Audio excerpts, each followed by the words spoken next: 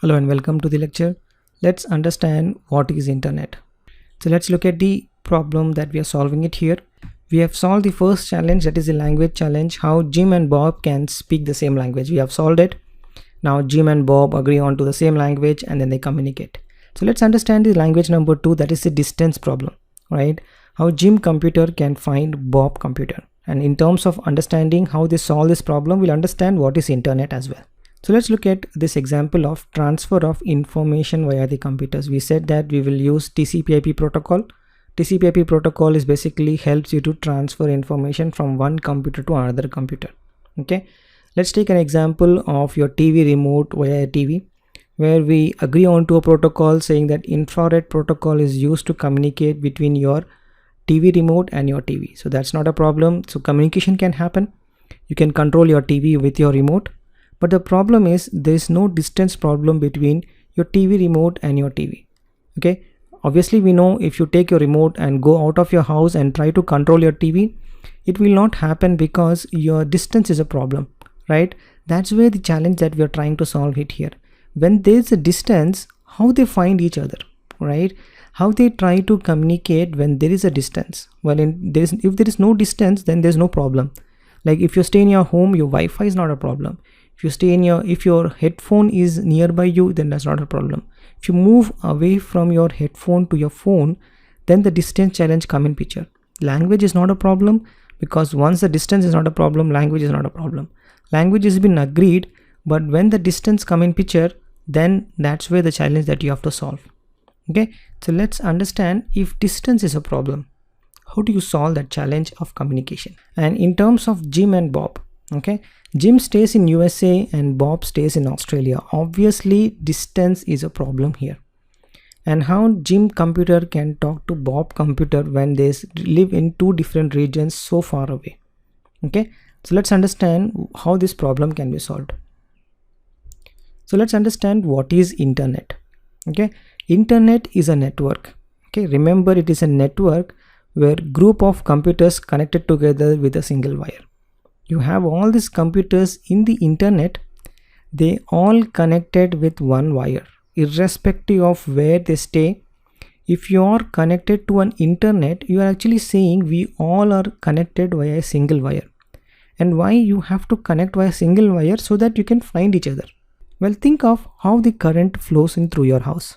Okay, all the current that we flows in through our house is via the power cables, right? All the power cables or the current cables that is connected all over the world, sending all this current back to our house, right? Similarly in internet, all the computers are connected together via a single wire so that the information can be passed via these computers and they can be reachable via the single wire. Okay, so that's the concept of an internet. So when someone say what is internet, it is nothing but a network, right? It's nothing but a network where all the computers are basically communicated with a single wire, so they can communicate, they can find themselves and they can communicate. Okay, so let's look at what is the purpose of internet. All the computers in internet can find each other and connect. That is the only purpose that internet exists. So let's take a step back.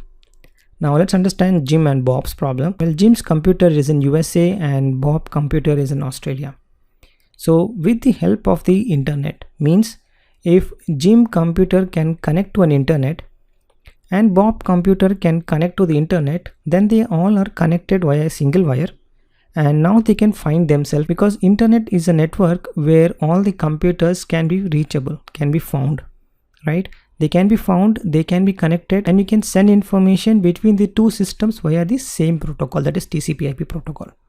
Okay, so that's how the internet can solve the problem of the distance. So once Jim can find Bob computer via the internet, then Jim can send a request to say buy phone and Bob can say send request to sell the phone. That's how the Jim computer can find Bob computer via the internet. So let's look at the definition of an internet. Let's do a quick reference of what we have seen so far.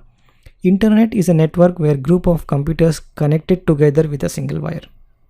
Systems connected in the internet network are able to communicate with each other and exchange data. That is the main purpose of internet. You can connect to internet to access other computers and exchange data via TCP/IP protocol.